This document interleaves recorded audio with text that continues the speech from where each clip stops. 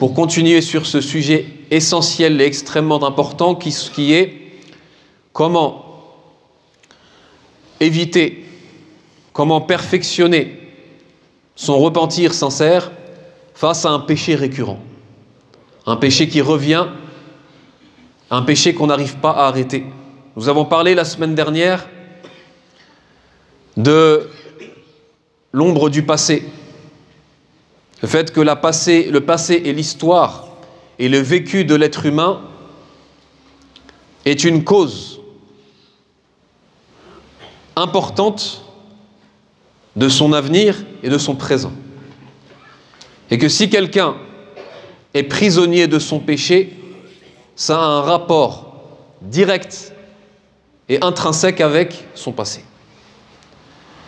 Al-Yawm, Inch'Allah, aujourd'hui nous allons parler سنتكلم عن مكائد الشيطان عن مكائد الشيطان التي يستعملها في إغواء ابن آدم وإيقاعه في الذنب.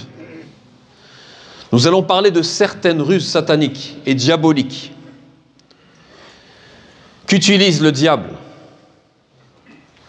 pour égarer le fils d'Adam et l'être humain et le faire tomber dans un péché. Pas simplement le faire tomber dans le péché, mais de faire en sorte qu'il ne sorte plus de ce péché par la suite. Parce que c'est ça ce qu'il veut. Comme nous avons dit la semaine dernière, tomber une fois dans un péché, ce n'est pas ça le vrai problème. Parce que celui qui se repent d'un péché, même s'il est grave, Allah lui pardonne. وَالْعِبْرَةُ بِالْخَاتِمَةِ وَالْعِبْرَةُ بِالنِّهَايَةِ. Ce qui est important, c'est comment on termine sa vie. Ce qui est important, c'est cette dernière minute de vie dans laquelle nous allons rencontrer Allah subhanahu wa ta'ala. Il faut se mettre en tête que nous sommes dans un chemin. Nous gravissons une pente, une colline. Et le but, ce n'est pas d'être au meilleur état spirituel et au meilleur état devant Allah et dans l'adoration au début de notre vie, mais à la fin. De rencontrer Allah subhanahu wa ta'ala dans le meilleur état possible. هذا هو المقصود. Donc le diable, il ne va cesser d'employer de ses ruses. Wallahu ya'lamu kam lahu min maka'id. Il n'y a qu'Allah, son créateur, qui sait combien il a de ruses. وَلَهُ تَجْرِبَةٌ طَوِيلَةٌ. Et il a une expérience très longue. Des milliers d'années d'expériences diaboliques, d'expériences maléfiques à utiliser de ces ruses et de tous les moyens possibles. كما قال في الآية وحلف وقال رب بما أغويتني لأقعدن لهم صراطك المستقيم ثم لآتينهم من بين أيديهم ومن خلفهم وعن أيمانهم وعن شمائلهم ولا تجد أكثرهم شاكرين. حلف الملعون, lui maudit, lapidé et maudit, a juré. Et même pire que ça, il a utilisé l'argument du destin pour continuer dans son égarement et égarer autre que lui. Il a dit: ô mon Seigneur, par le fait que tu m'as égaré, comme si qu'il remettait la faute à Allah, par le fait que tu m'as égaré, لأغوينهم أجمعين أو قال لأقعدن لهم صراطك المستقيم, selon les versets, je les égarerai tous. لأغوينهم أجمعين, je les égarerai tous, et dans l'autre verset, لأقعدن لهم صراطك المستقيم, je m'asserai, de me mettrai devant eux, devant le chemin droit, devant le chemin du paradis, le chemin qui amène à toi, je mettrai devant, et je viendrai vers eux, devant, derrière, à la droite et à la gauche, afin de les appeler dans les différents chemins d'égarement. وَلَا تَجِدُ أَكْثَرَهُمْ شَاكِرِينَ, et tu trouveras que très peu d'entre eux reconnaissants. Et dans l'autre verset, يقول الله إِلَّا عِبَادِي لَيْسَ لَكَ عَلَيْهِمْ سُلْطَانٌ, sauf mes serviteurs, tu n'as pas de puissance sur eux. فَإِذًا yasta'milu makaydah wa yasta'mila tajribatah. Il utilise son expérience, il utilise ses ruses afin d'égarer le fils d'Adam. La première des choses qu'il dit afin de faire tomber le fils d'Adam dans le péché, c'est de lui dire Inna Allah ghafurur rahim. Certes, Allah, il est miséricordieux, il est clément. Mahma fa'alt fa inna Allah yaghfiru dhanbak. Wa rahmatullahi awsa'u min kulli dhanb. Il va lui dire Allah, il est plus grand que tous les péchés que tu vas commettre. Sa miséricorde est plus grande que ton péché. Wa huwa alladhi kataba ala nafsihi ar-rahma. Et c'est lui qui s'est rendu obligatoire c'est-à-dire sa miséricorde est plus forte que sa colère, comme il est venu dans le hadith. Fala dhanba yadurrullah. Le péché n'atteint pas Allah. Tout ça, c'est dans les ruses, hein. Dans les phrases de ruse de Shaitan, de Satan. Le péché ne fait pas de tort à Allah subhanahu wa ta'ala. Wa in adhnabt. Et même si tu fais un péché, tu te repens. Lakal waqt, tu auras le temps de te repentir. Kullu dhalika min makaidi shaitan. Kama qala ikhwatu Yusuf lamma aradu qatlahu aw ja'lahu fil jub. Lamma aradu an yaqtuluhu madha qalu? Qalu na'am قال قائل منهم لا تقتلوا يوسف وألقوه في غيابة الجب قبل هذا قالوا إن أبانا لفي ضلال مبين ونكون من بعد ذلك من الصالحين أو قالوا. Ils ont dit on va le tuer et ensuite après cela nous serons parmi les pieux et les vertueux. C'est ce que se dit tout pécheur. Toute personne qui a envie de commettre un péché, qu'est-ce qu'il se dit? Pourquoi il tombe dans le péché? Il tombe dans le péché parce qu'il pense qu'après être tombé dans le péché, il aura le temps de se repentir. Aucun être humain, aucun croyant, je dis, s'il savait qu'il mourrait juste après avoir commis son péché, aucun croyant ne commettrait son péché. Mustahil. Parce qu'il sait qu'il rencontrera Allah subhanahu wa ta'ala juste après avoir commis son péché. Walakin kayd ash-shaytan huwa fi at-taswif. C'est ce qu'on appelle le taswif. Taswif, c'est le fait de dire sawfa en arabe. Je vais le faire, j'ai le temps, je vais me repentir. Je vais demander pardon. Ibn Adam, le fils d'Adam, a toujours de l'espoir de vivre. Même à 70 ans, à 80 ans, pour certains même en étant en phase terminale de cancer, et il a toujours un espoir de vivre à se dire je vais guérir et je vais faire ci, je vais faire ça et je vais construire des maisons et je vais faire ci, je vais faire ça. Espoir de vivre. Amaluhu atwalu min ajalih. Comme il est venu dans le hadith, son espoir, l'espoir du fils d'Adam sera toujours plus grand et toujours plus loin que son délai fixé, c'est-à-dire le délai de la mort. Donc à chaque fois, lorsque Shaitan te dit fais le péché, ton âme te dit fais le péché, le problème c'est que le fils d'Adam se dit, l'être humain se dit j'ai le temps, même si je le fais, j'ai le temps de demander pardon à Allah subhanahu wa ta'ala. Et c'est pour ça que les ulama, les savants insistent sur cette réalité qu'on appelle qisarul amal, l'importance d'avoir un espoir faible dans la vie.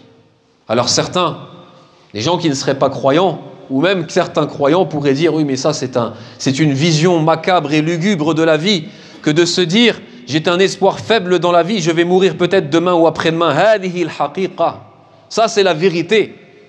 Et il y a autour de nous des gens qui meurent à 30 ans, qui meurent à 25 ans, qui meurent à 40, à 45 ans. Ce n'est pas des fables, ce ne sont pas des légendes, c'est la réalité. Et pourquoi ça n'arriverait toujours aux autres? Pourquoi c'est toujours les autres qui meurent à 35 ans ou à 40 ans? Pourquoi c'est toujours les autres? Et quand ça nous tombe dessus, c'est trop tard. On ne pourra pas se dire « Ah oui, là ça m'est tombé dessus, t'es déjà mort ». Quand ça arrive à des gens de nos proches, là c'est une exhortation, une forte exhortation pour l'un d'entre nous. Mais l'ishkal, le problème, c'est qu'on est exhorté, on est touché, on est rappelé, et ensuite on oublie. Ensuite on oublie min jadid de nouveau. Toujours l'être humain a besoin d'être rappelé, et la mort suffit comme exhortation. Et la mort suffit comme exhortateur.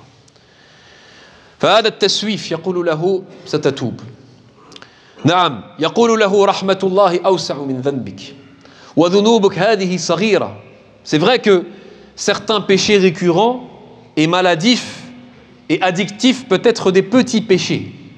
Et concernant cette nomination, le fait d'appeler certains péchés petits ou d'appeler d'autres péchés grands, c'est une réalité. dans le din, dans la religion, chez l'extrême majorité des savants, il existe des grands péchés et des petits péchés. Alors ça ne veut pas dire que les petits péchés ne sont pas graves. Comme les plus prédécesseurs ils disaient, toute personne qui désobéit à Allah, c'est grave. Parce que la désobéissance même en Allah subhanahu wa ta'ala, sans même voir si c'est une grande désobéissance ou une petite désobéissance, c'est grave parce qu'on désobéit au Créateur des cieux et de la terre. Mais il y a certes une relativité entre les péchés. Tout péché n'est pas le même dans l'importance, comme les bonnes actions ne sont pas les mêmes dans l'importance. Donc quelquefois, Shaitan il vient par cette porte, comme si qu'il était un bon conseiller dans la religion. Il donne des conseils en religion. Le diable donne des conseils en religion et te dit ne t'inquiète pas, c'est des petits péchés. Et là il te sort des choses qui sont vraies, min ilmi shara, de la science religieuse, qu'Allah subhanahu wa ta'ala a dit dans le Coran et que le prophète sallallahu nous a dit dans le Sunna. Et là à ce moment-là on se rappelle de plein de choses. Il nous dit, le verset In tajtanibu kaba'ira ma tunhauna anhu nukaffir ankum sayyi'atikum, le verset qui nous dit que si on s'écarte des grands péchés, eh bien les petits péchés seront expiés, seront pardonnés, ce qui est vrai.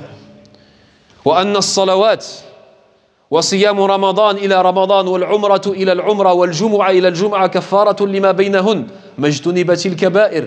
Et le hadith du prophète sallallahu alayhi wa sallam qui dit que les 5 prières et le jeûne du ramadan jusqu'au jeûne du ramadan et la umra jusqu'à la umra et le jumu'a de la jumu'a, c'est une expiation de tous les péchés tant qu'on s'écarte des grands péchés. Tout cela est vrai. Mais le diable ne veut pas par cela l'expiation de tes péchés. Ce qu'il veut, avant que tu commettes le péché, c'est que tu le commettes. C'est que tu le fasses. Lui, il vit au moment présent. Hein? Toi, tu vis dans l'avenir, à te dire, après, on verra. Lui, il dit, ce qu'il veut, c'est tout de suite, il veut te faire tomber. Parce qu'il sait que dans tous les cas, s'il te fait tomber dans le péché, même si tu te repens, même si tu arrives à te rependre, il t'aura quand même touché par quelque chose. Hein? Même si tu te repens, peut-être que tu ne vas pas te repentir tout de suite. Tu n'auras pas la force de te repentir tout de suite. Pendant ces jours-là que tu ne vas pas te repentir, tu vas t'affaiblir dans ta foi. Tu vas retomber dans le péché 1, 2, 3 fois. Tu vas peut-être délaisser des prières. Et même si tu te repens par la suite, l'amour de ce péché que tu vas faire une fois, s'il arrive à te faire tomber une deuxième et une troisième qu'on avait expliqué dans la khutbah précédente, l'amour de ce péché rentre dans ton cœur jusqu'à que ça devienne une habitude. Et tout ça, il le sait parce qu'il a l'habitude. Il a plein de proies. Il fait des expériences, comme on a dit, il regarde la faiblesse des gens, les failles des cœurs, et il essaye. Ça c'est son travail. Et il n'a pas de pause, il n'a pas de congé, il n'a pas de week-end, il n'a pas de vacances, et pas de retraite. Lui c'est, ila yawm al-qiyamah. Lorsqu'il a su qu'il était perdu, lorsqu'il a su qu'il était damné par Allah subhanahu wa ta'ala, qu'il était maudit, il a demandé une seule chose, il n'a pas demandé le repentir. Il n'a pas demandé tauba. Il n'a pas demandé tauba parce qu'il est orgueilleux. Qu'est-ce qu'il a demandé? Il a dit Rabbi, anzirni ila yawm yub'athun. Laisse-moi un délai de vie jusqu'au jour de la résurrection. Pourquoi? Pour que je les égare. Faqat li udillahum, juste pour les égarer, pas pour me repentir. Parce que je vais faire ramener le maximum de gens avec moi en enfer, le maximum de la progéniture de Adam, celui-là qui a été la cause de, soi-disant, de mon égarement et la cause de mon châtiment, je veux faire rentrer le maximum de sa progéniture et de sa descendance en enfer avec moi. Voilà ce qu'il a demandé simplement. Il ne prend pas une seconde de pause. Et il a son temps, il a le temps. Et cette chose-là, la notion temporelle est extrêmement importante. On va en parler, Inch'Allah, plus tard. La notion temporelle dans les péchés et l'état du cœur qui s'aggrave, mais aussi dans l'inverse. Ça veut dire dans le mouvement opposé qui est dans le repentir et le perfectionnement du cœur. La notion temporelle est extrêmement importante, comme on l'a dit. Ce n'est pas le fait de tomber dans un péché, ou ce n'est pas le fait de se repentir une fois ou de demander pardon à Allah une fois qui va vraiment changer la donne. Ce qui change la donne, c'est le temps. Comme c'est-à-dire quelqu'un qui fait beaucoup de péchés dans le temps, c'est ça qui va influer sur son cœur, c'est ça qui va toucher son cœur en mal. Et quelqu'un qui se repent et qui reprend les bonnes actions et les œuvres pieuses, c'est comme ça que son cœur va se régénérer et guérir. Regardez comment Allah subhanahu wa ta'ala parle du repentir dans le Coran. Lorsqu'Allah il parle du repentir, at-tawba fil Coran, là il ne dit pas simplement celui qui se repent, celui qui revient à Allah. Non, Man taba wa amila amalan salihan. Man taba wa amila salihan. Celui qui se repent et qui fait des bonnes œuvres, qui fait des œuvres pieuses, comme celui qui se convertit à l'islam. Il ne suffit pas de se convertir à l'islam, non. Tuslim, thumma tuhsinu islamak, comme il est venu dans les hadiths. Tu rentres dans l'islam et ensuite tu perfectionnes ton islam. Hada huwa al-maqsoud. Parce que sinon ça ne va pas rester. Sinon cette foi elle ne va pas rester. Ou alors elle va être très très faible jusqu'au jour où elle va partir. Et sinon ce repentir que tu as fait rapidement de manière automatique après ton péché, il ne va pas rester. Et l'impact sur le cœur sera très faible. Et puisque ce repentir automatique, vous savez, il y a des gens, ils font ce qu'on appelle un repentir automatique. C'est déjà bien, parce qu'il y en a qui ne font pas du tout de repentir. Ils ne reviennent pas vers Allah repentant, ils ne demandent pas pardon. Mais le repentir automatique, on va en parler la semaine prochaine, Inch'Allah, dans les semaines prochaines, c'est un repentir qui n'est pas totalement dénué de sens, non, mais qui n'est pas assez réfléchi. Qui n'est pas assez réfléchi, qui n'est pas assez travaillé, qui n'est pas assez perfectionné. Et ce qui fait que le cœur, il ne peut pas assez se régénérer par la suite. Et le temps qu'il essaye de se régénérer, la personne retombe dans le péché et elle replonge. Et ça ne suffit pas pour sortir la tête de l'eau. فهمتم؟ فإذن مكائد الشيطان كثيرة. مكائد الشيطان كثيرة. يذكره برحمة الله. وحتى يكون الإنسان يجعل نفسه في أمن من مكر الله وذلك خطير جدا. Il va lui rappeler la miséricorde d'Allah, chose qu'il ne faut surtout pas penser à ça avant de commettre le péché. Ya Abdallah, au serviteur d'Allah, avant que tu commettes le péché, ne pense pas à la miséricorde d'Allah. Pense à sa colère, pense à sa punition.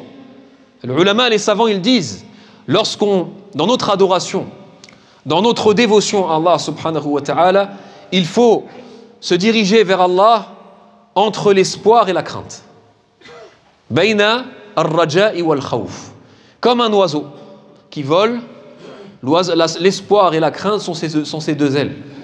Tant qu'il ne fait pas passer l'espoir sur la crainte, ou l'inverse, il pourra voler de manière constante. S'il fait passer l'un sur l'autre, il va tomber. Entre l'espoir et la crainte, il y a des moments où il faut avoir plus de crainte. Il y a des moments où il faut avoir plus d'espoir. Avant de commettre le péché, قبل أن تقع في الذنب فتذكر غضب الله وسطوته ونقمته وغضبه على من عصاه. Rappelle-toi la colère d'Allah. Rappelle-toi la punition d'Allah. Rappelle-toi qu'Allah n'aime pas les pécheurs et les désobéissants. C'est de ça que tu dois te rappeler avant de tomber dans le péché. Surtout ne pense pas qu'Allah est miséricordieux à ce moment-là, malgré qu'il l'est. Parce que ça va te donner simplement une jur'ah, c'est-à-dire une audace pour rentrer dans le péché. Il va lui rappeler la miséricorde d'Allah, la grâce d'Allah, jusqu'à que la personne va tomber dans quelque chose de très dangereux que le prophète sallallahu alayhi wa sallam a nommé, ça s'appelle al-amnu min makrillah. Jusqu'à que la personne va se sentir en sécurité de la ruse d'Allah. De la ruse d'Allah. Peut-on dire qu'Allah ruse? On peut dire qu'Allah ruse contre ceux qui rusent. Et on peut dire qu'Allah trompe ceux qui trompent, comme c'est venu dans le Coran. فيقول النبي صلى الله عليه وسلم الأمن من مكر الله. C'est quoi la ruse d'Allah? La ruse d'Allah, c'est contre ceux qui prennent la religion comme un amusement, qui prennent la religion comme un jeu, qui prennent la désobéissance à Allah subhanahu wa ta'ala comme quelque chose de léger, de pas très important, et qui n'ont pas honte de désobéir à Allah subhanahu wa ta'ala jour et nuit. Ces gens-là, ils se trompent eux-mêmes et ils veulent tromper les gens de ce qu'ils sont. مثل المنافقين, comme les hypocrites, يخادعون الله وهو خادعهم, qui essayaient de tromper Allah, c'est-à-dire les croyants, et c'est Allah qui les trompe. كيف؟ مكر الله عز وجل بالعبد إذا مكر به وإذا مكر بدينه هو ما يسمى بالاستدراج. وسماه الله عز وجل في القرآن بالاستدراج. La ruse d'Allah contre celui qui complote contre la religion et celui qui prend le péché comme quelque chose qui n'a pas honte de commettre le péché et qui le prend comme quelque chose de léger et de pas si grave, eh bien la ruse d'Allah avec lui, puisque ce n'est pas quelqu'un qui se repent, ce n'est pas quelqu'un qui se réforme, ce n'est pas quelqu'un qui revient vers Allah, ce n'est pas quelqu'un qui se pose des questions, qui se remet en question, eh bien la ruse d'Allah avec lui va être en sorte de de ne pas le châtier dans ce bas monde. C'est ce qu'on appelle le listidraj. Allah Azza wa Jalla sanastadrijuhum min haythu la ya'lamun, min haythu la ya'lamun. L'istidraj, c'est le fait qu'Allah Azza wa Jalla va le faire tomber en fait dans le châtiment, dans l'égarement, petit à petit, de manière progressive, sans qu'il s'en rende compte. C'est lui le fautif. C'est lui le fautif, parce que c'est lui qui ne veut pas se repentir, c'est lui qui ne veut pas se réformer. Il tombe dans l'égarement et dans les ténèbres des péchés de manière progressive sans s'en rendre compte. Pourquoi? Parce que il fait des péchés, il commet des péchés, mais rien ne lui arrive dans ce bas monde. Sa situation matérielle, financière, sociale, tout se passe bien. Donc il se dit, alhamdoulilah, même si je commets des péchés, Allah il m'aime bien. Pourquoi? Parce que j'ai un bon travail, j'ai une famille, tout se passe bien. Et ça c'est une énormissime erreur. Pour les gens, il y a beaucoup de gens, en fait, ils ont une éducation religieuse comme cela. Et c'est la faute des parents, souvent. Le parent, il dit à son fils ou à sa fille, il le voit faire un péché, par exemple, il lui dit, mon fils, si tu n'arrêtes pas de faire des péchés, tu n'auras pas ton bac. Si tu n'arrêtes pas de faire des péchés, tu n'auras pas de travail. Ma fille, si tu ne mets pas le hijab ou si tu ne fais pas la prière, il va t'arriver ci, il va t'arriver ça, parmi les choses du bas monde. Ça, c'est une énormissime erreur. C'est le fait d'éduquer son enfant à ce que, s'il est bien dans sa religion, ça va bien se passer dans le bas monde. Et s'il est mal dans sa religion, ça va mal se passer. Depuis quand la récompense divine et la punition divine, ce qu'on appelle la rétribution, est dans ce bas monde? Mon nouveau matin. La rétribution divine, la récompense et la punition, c'est dans l'au-delà. Certes, il peut avoir des conséquences des péchés et des conséquences des bonnes actions dans ce bas monde qui sont bonnes ou mauvaises, certes, mais ce n'est pas la véritable rétribution. Al-jaza huwa yawmul jaza, yawmuddin.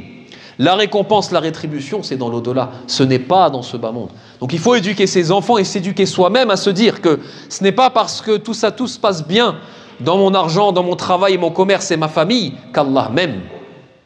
Et ce n'est pas parce qu'il m'arrive plein de malheurs et plein de souffrances qu'Allah me déteste. Kalla, انظروا ماذا قال الله فأما الإنسان إذا ما ابتلاه ربه فأكرمه ونعمه فيقول ربي أكرمني.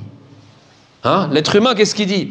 Il dit lorsqu'Allah l'éprouve, regardez le terme, lorsqu'Allah l'éprouve et lui donne de l'argent, akramahu wa na'amahu, il lui donne beaucoup de choses, de l'argent, des enfants, plein de richesses. Et qu'est-ce qu'il dit l'être humain? Il s'exclame, il dit, oh mon Seigneur m'a honoré. Wa amma idha mabtalahu, et lorsqu'il l'éprouve, de l'inverse, qui est l'épreuve du mal, c'est-à-dire dans le mal, dans l'apparence. Wa amma idha mabtalahu faqadara alayhi rizqahu, donc il va lui restreindre la subsistance. Fayaqulu rabbi ahanani, oh mon Seigneur m'a délaissé, m'a humilié. Qu'est-ce qu'Allah répond? Kalla. Ce n'est pas vrai ça. Ce n'est pas vrai parce que la balance divine, elle n'est pas comme ça. Ce bas monde, il n'est pas comme ça. Tout ça, c'est faux. Ce n'est pas quelqu'un qui est bien dans son bas monde, ça veut dire qu'il est bien auprès d'Allah. Et quelqu'un qui est mal, qui est en souffrance dans son bas monde, qu'il est mal auprès d'Allah. Pas du tout. C'est même souvent l'inverse. Et ce n'est pas toujours le cas. أقول قولي هذا وأستغفر الله لي ولكم ولسائر المسلمين فاستغفروه إنه هو الغفور الرحيم.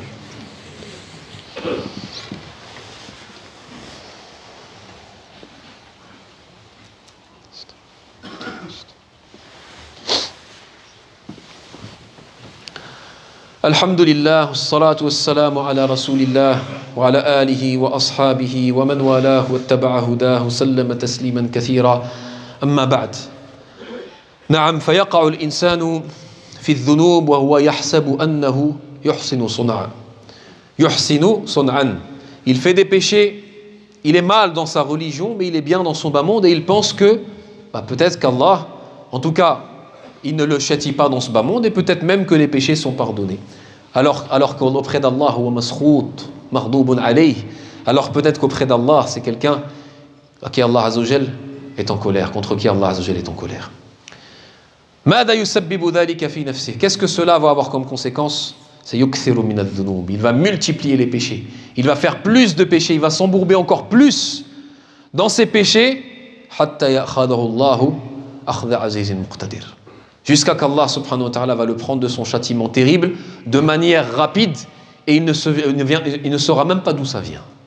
يقول النبي صلى الله عليه وسلم إن الله لا يملي للظالم إن الله لا يملي يعني يعطيه الوقت يملي للظالم حتى إذا أخذه لم يفلته يعني لم يفته لم يفلته لم يخطئه يعني. Il dit, le prophète dans un hadith authentique, il dit, certes Allah donne le temps à l'injuste. L'injuste, c'est pas le fait des injustices envers les gens, c'est l'injuste des péchés aussi. Quand tu es injuste envers toi-même, c'est le fait de faire des péchés. Certes Allah, il donne le temps à l'injuste, mais lorsqu'il le prend, il ne le rate pas. Lorsqu'il le prend, il ne le rate pas. Et c'est comme ça, c'était comme ça les anciennes communautés. Qawm Thamoud, wa Qawm Aad, wa Qawm Nuh. Le peuple de Noé, de Aad, de Thamoud, etc. Le peuple de Pharaon, c'était des gens, tamarradou, wa tajabbaru, wa stakbaru. Ils n'ont pas fait un péché une fois ou deux fois. Ils n'ont pas été orgueilleux et reniant les bienfaits d'Allah une fois ou deux fois. Non, ils ont réitéré en pensant être en sécurité du châtiment d'Allah. Pourquoi ? Al-amal, parce qu'ils ont toujours l'espoir de vie, ils ont toujours l'espoir que le châtiment il va venir après, que la mort elle vient pas tout de suite. Mais lorsqu'Allah subhanahu wa ta'ala a fait descendre le châtiment sur eux, c'était terrible. C'était en une fois, c'était en une fraction de seconde, c'était fini. C'était le châtiment divin, lorsque le châtiment divin il vient, c'est terminé. فإذا جاء أجلهم فلا يستأخرون ساعة ولا يستقدمون. فإذا كل هذه من مكائد الشيطان كل هذه min maka'id ash-shaytan, tout ça fait partie des ruses de Satan. Il fait penser à la personne que ce sera un petit péché, même si c'est pas un petit péché, de toute façon Allah il est pardonneur, et au pire de toute façon regarde tout ce qu'Allah il t'a donné, ça veut dire qu'Allah il t'aime en réalité. Il y a beaucoup de gens ils disent par exemple Allah il est pardonneur, tout ce qu'il y a c'est dans l'important, c'est dans le cœur. On voit souvent cette phrase, l'important c'est ce qu'il y a dans le cœur, c'est pas les œuvres. Non, les œuvres reflètent ce qu'il y a le cœur. Si tes œuvres sont mauvaises, ça veut dire que ton cœur est mauvais. Hada huwa al-dalil, ça c'est la preuve de l'état de ton cœur. وبقي لنا يعني مكائد أخرى للشيطان نذكرها إن شاء الله فيما بعد. نقول قولي هذا ونستغفر الله لي ولكم. نسأل الله العلي العظيم أن يوفقنا للصواب ونهدينا إلى الصراط المستقيم غير الضالين ولا المضلين ولا المغضوب عليهم يا رب العالمين. اللهم اهدنا الصراط المستقيم. اللهم ثبت قلوبنا على دينك وصرف قلوبنا إلى طاعتك. اللهم احفظنا من مكائد الشيطان. اللهم احفظنا وأزواجنا وبناتنا وأبناءنا من مكائد الشيطان. اللهم طهر قلوبنا من النفاق وطهر قلوبنا من الرياء وطهر ألسنتنا من الكذب وطهر أموالنا من الربا يا أرحم الراحمين. اللهم كن لإخواننا المستضعفين في فلسطين. اللهم كن لإخواننا المستضعفين في غزة. اللهم احمهم من القنابل والصواريخ يا إله الأولين والآخرين. اللهم احمهم بحماية من عندك. اللهم اكلأهم بكلايتك ورعايتك يا أرحم الراحمين. اللهم احفظهم واحفظ أطفالهم ونساءهم من المجرمين يا إله الأولين والآخرين. اللهم عليك بالمجرمين فإنهم لا يعجزونك. اللهم عليك بالمعتدين المحتلين فإنهم لا يعجزونك. اللهم أرنا فيهم عجائب قدرتك. اللهم يا هازم الأحزاب اهزمهم وزلزل الأرض تحت أقدامهم يا إله الأولين والآخرين. عباد الله إن الله يأمر بالعدل والإحسان وإيتاء ذي القربى وينهى عن الفحشاء والمنكر والبغي يعظكم لعلكم تذكرون فاذكروا الله الكريم يذكركم واشكروه على نعمه يزدكم ولذكر الله أكبر والله يعلم ما تصنعون وقوموا إلى الصلاة.